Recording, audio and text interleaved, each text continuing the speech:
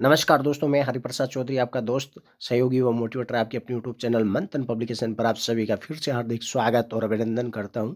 आज मैं आपके लिए इस वीडियो के माध्यम से भारतीय संविधान से संबंधित 30 अति महत्वपूर्ण प्रश्न लेकर के आया हूं, जो कि आपके लिए बहुत ही महत्वपूर्ण है, क्योंकि ये ऐसे प्रश्न हैं जो सभी प्रतियोगी परीक्षाओं में, जैसे SSC GD, Delhi police constable, CHSL, CGL, railway, Indian army, CET, PGT, TGT और तमाम स्टेट्स एग्जाम में 100% बार बार पूछे जाते हैं। तो दोस्तों, आपको सेशन को पूरा जरूर देखना है। और अब बढ़ते हैं आज के अपने सेशन की ओर। इससे पहले आप सभी से मेरी एक छोटी सी रिक्वेस्ट है कि अभी तक आपने जो है हमारे चैनल को सब्सक्राइब नहीं किया तो प्लीज़ चैनल को सब्सक्राइब करें और बेल आइकन को जरूर दबाएं, ताकि आने वाली वीडियो की नोटिफिकेशन आप तक पहुँच सके। और अब बढ़ते हैं आज के अपने सेशन की ओर एक मोटिवेशन कोट के साथ। आजमाती है जिंदगी उसी को जो मुश्किल रास्तों पर चलना जानता है। जिंदगी में जीत उसी की होती है जो हारकर भी मुस्कुराना जानता है। तो दोस्तों, इसी के साथ बढ़ते हैं आज के अपने पहले प्रश्न की ओर। तो दोस्तों, आज का अपना पहला प्रश्न है, भारतीय संविधान के किस अनुच्छेद के अधीन राज्यपाल राष्ट्रपति के विचार के लिए किसी विधेयक को आरक्षित रख सकता है? अनुच्छेद 169 में, अनुच्छेद 200 में, अनुच्छेद 201 में, अनुच्छेद 257 में। तो दोस्तों, अपना आंसर होगा अनुच्छेद 200 में, यानी कि बी। अपना आंसर क्या होगा? अनुच्छेद 200 यानी कि बी। बढ़ते हैं आज के अपने अगले प्रश्न की ओर।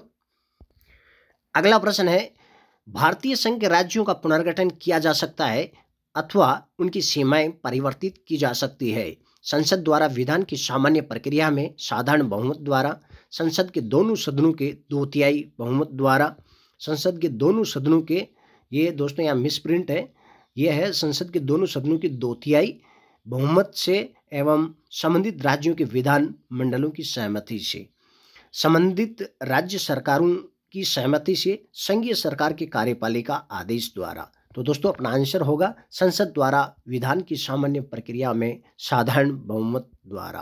अपना आंसर क्या होगा? संसद द्वारा विधान की सामान्य प्रक्रिया में साधारण बहुमत द्वारा, यानी कि ए। बढ़ते हैं आज के अगले प्रश्न की ओर। अगला प्रश्न है, भारत के किसी राज्य में विधान परिषद का सृजन अथवा उसकी समाप्ति की जा सकती है किसी राज्य के राज्यपाल की सिफारिश पर राष्ट्रपति द्वारा, संसद द्वारा, राज्य विधानसभा के तत्संबंधी संकल्प पारित करने पर संसद द्वारा, मंत्री परिषद की सिफारिश पर राज्य के राज्यपाल द्वारा। तो दोस्तों, अपना आंसर होगा राज्य विधानसभा के तत्संबंधी संकल्प पारित करने पर संसद द्वारा। अपना आंसर क्या होगा? राज्य विधानसभा के तत्संबंधी संकल्प पारित करने पर संसद द्वारा। बढ़ते हैं अगले प्रश्न की ओर। अगला प्रश्न है, निम्नलिखित कथनों में से कौन सा एक भारतीय संविधान की 7वीं अनुसूची की सही व्याख्या करता है? इसमें संविधान में मान्यता प्राप्त भाषाएं अंतर्विष्ट हैं, इसमें जनजातीय क्षेत्रों के प्रशासन संबंधी उपबंध अंतर्विष्ट है, इसमें संघ और राज्यों के मध्य शक्तियों का वितरण सूचीबद्ध है, यह संवैधानिक पदाधिकारी के वेतन और परिलाभों से संबंधित है। तो दोस्तों, अपना आंसर होगा इसमें संघ और राज्यों के मध्य शक्तियों का वितरण सूचीबद्ध है। अपना आंसर क्या होगा? इसमें संघ और राज्यों के मध्य शक्तियों का वितरण सूचीबद्ध है। बढ़ते हैं अगले प्रश्न की ओर। अगला प्रश्न है, भारत के संविधान में 86वें संविधान संशोधन द्वारा निःशुल्क और अनिवार्य प्राथमिक शिक्षा एक मौलिक अधिकार बन गई है। राज्य की नीति के निर्देशक सिद्धांतों में दाय अधिकार सम्मिलित किया गया है। शैक्षिक संस्थानों में पिछड़े समुदायों के लिए आरक्षण का क्षेत्र विस्तार किया गया है। अल्पसंख्यकों की शैक्षणिक संस्थाओं को केंद्रीय सरकार के नियंत्रण में लाया गया। तो दोस्तों, अपना आंसर होगा निःशुल्क और अनिवार्य प्राथमिक शिक्षा एक मौलिक अधिकार बन गई है। अपना आंसर क्या होगा? निःशुल्क और अनिवार्य प्राथमिक शिक्षा एक मौलिक अधिकार बन गई है। बढ़ते हैं अगले प्रश्न की ओर। अगला प्रश्न है, स्वाधीनता से पूर्व भारतीय राष्ट्रीय कांग्रेस में समाजवादी विचारधारा को आगे बढ़ाने में निम्नलिखित में से किसने प्रबल भूमिका निभाई? डॉक्टर पट्टाभी सीतारामैया ने, पंडित जवाहरलाल नेहरू ने, सरदार वल्लभ भाई पटेल ने, जमनालाल बजाज ने। तो दोस्तों, अपना आंसर होगा पंडित जवाहरलाल नेहरू ने। अपना आंसर क्या होगा? पंडित जवाहरलाल नेहरू ने। बढ़ते हैं अगले प्रश्न की ओर। अगला प्रश्न है, पिछड़े वर्गों के आंदोलन के अग्रणी नेता कौन थे? Doctor B.R. Ambedkar, Jyotirao Phule, E.V. Ramaswamy Naikar, Ram Manohar Lohia. तो दोस्तों अपना आंसर होगा ज्योतिराव फुले। अपना आंसर क्या होगा? ज्योतिराव फुले, यानी कि बी। बढ़ते हैं आज के अपने अगले प्रश्न की ओर। अगला प्रश्न है, संविधान सभा ने भारतीय संविधान में निम्न में से कौन सा अनुच्छेद अंतर्राष्ट्रीय शांति और सुरक्षा की अभिवृद्धि के लिए समाविष्ट किया है? अनुच्छेद 51 में, अनुच्छेद 39 में, अनुच्छेद 44 में, अनुच्छेद 265 में। तो दोस्तों अपना आंसर होगा अनुच्छेद 51 में, यानी कि ए। अपना आंसर क्या होगा? अनुच्छेद 51 में, यानी कि ए। बढ़ते हैं आज के अगले प्रश्न की ओर। अगला प्रश्न है, भारतीय संविधान के अनुच्छेद 30 का संबंध है अंतःकरण की स्वतंत्रता से, धर्म प्रचार के अधिकार से, अल्पसंख्यकों के शिक्षा संस्थानों की स्थापना तथा उनके प्रबंधन के अधिकार से, बहुसंख्यक समुदाय के सांस्कृतिक तथा शिक्षा संबंधी अधिकारों से। तो दोस्तों अपना आंसर होगा अल्पसंख्यकों के शिक्षा संस्थानों की स्थापना तथा उनके प्रबंधन के अधिकार से, यानी कि सी। अपना आंसर क्या होगा? अल्पसंख्यकों की शिक्षा संस्थानों की स्थापना तथा उनके प्रबंधन के अधिकार से, यानी कि सी। बढ़ते हैं अगले प्रश्न की ओर। अगला प्रश्न है, भारतीय संविधान के निम्न अनुच्छेदों में से किसके अंतर्गत राज्य को पर्यावरण, वन तथा वन्य जीवों की सुरक्षा का अधिकार मिला है? अनुच्छेद 43A में, अनुच्छेद 48A में, अनुच्छेद 44 में, अनुच्छेद 46 में। तो दोस्तों अपना आंसर होगा अनुच्छेद 48A में। अपना आंसर क्या होगा? अनुच्छेद 48A में, यानी कि बी। बढ़ते हैं अगले प्रश्न की ओर। अगला प्रश्न है, भारतीय संविधान में बंदी प्रत्यक्षीकरण का आदेश, रिट जारी करने का अधिकार निहित है केवल उच्चतम न्यायालय को, उच्च न्यायालय को, अधीनस्थ न्यायालयों को, उच्चतम तथा उच्च न्यायालयों को। तो दोस्तों अपना आंसर होगा उच्चतम तथा उच्च न्यायालयों को। अपना आंसर क्या होगा? उच्चतम तथा उच्च न्यायालयों को, यानी कि डी। बढ़ते हैं अगले प्रश्न की ओर। अगला प्रश्न है, निम्न में से कौन से मामले में भारतीय संसद को 24वें संवैधानिक संशोधन को अधिनियमित करने के लिए प्रदान किया गया? गोलकनाथ मामला में, शंकरी प्रसाद मामले में, केशवानंद भारती मामले में, शाहबानो मामले में। तो दोस्तों अपना आंसर होगा गोलकनाथ मामले में। अपना आंसर क्या होगा? गोलकनाथ मामले में, यानी कि ए। बढ़ते हैं अगले प्रश्न की ओर। अगला प्रश्न है, उच्चतम न्यायालय ने सर्वप्रथम कौन से मामले में यह निर्णय दिया कि संसद द्वारा संविधान के मूल ढांचे का संशोधन नहीं किया जा सकता है? शंकरी प्रसाद बनाम भारत संघ 1952 में, गोलकनाथ बनाम पंजाब राज्य 1967 में, केशवानंद बनाम केरल राज्य 1973 में, मिनर्वा मिल्स बनाम भारत संघ 1980 में। तो दोस्तों अपना आंसर होगा केशवानंद बनाम केरल राज्य 1973 में, यानी कि सी। अपना आंसर क्या होगा? केशवानंद बनाम केरल राज्य 1973 में, यानी कि सी। बढ़ते हैं अगले प्रश्न की ओर। अगला प्रश्न है, भारत के संविधान में सार्वजनिक आदेश मध्य नहीं है, ये मध्य है, का समावेश है संघ सूची में, राज्य सूची में, समवर्ती सूची में, संघ सूची तथा राज्य सूची दोनों में। तो दोस्तों अपना आंसर होगा समवर्ती सूची में।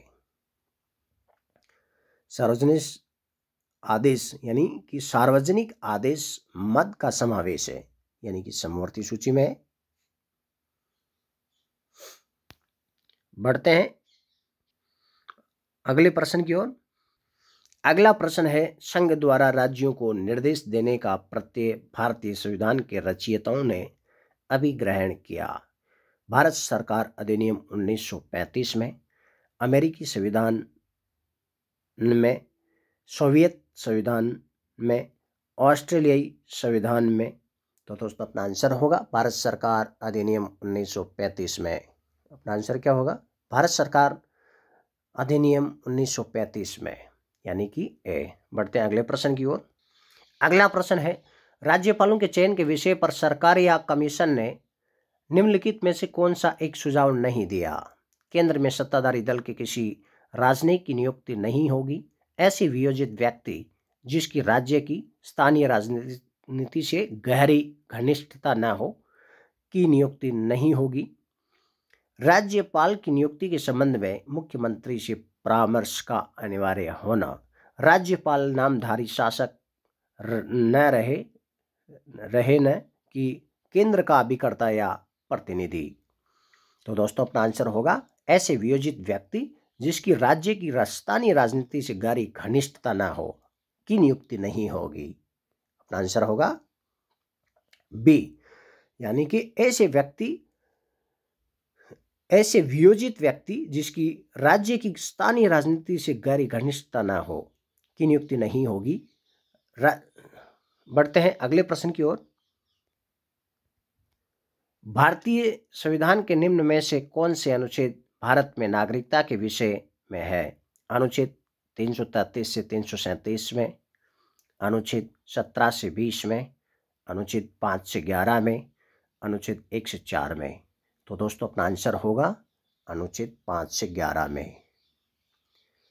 नागरिकता के विषय में अनुच्छेद 5 से 11 में है। अपना आंसर क्या होगा? अनुच्छेद 5 से 11 में, यानी कि सी। बढ़ते हैं अगले प्रश्न की ओर।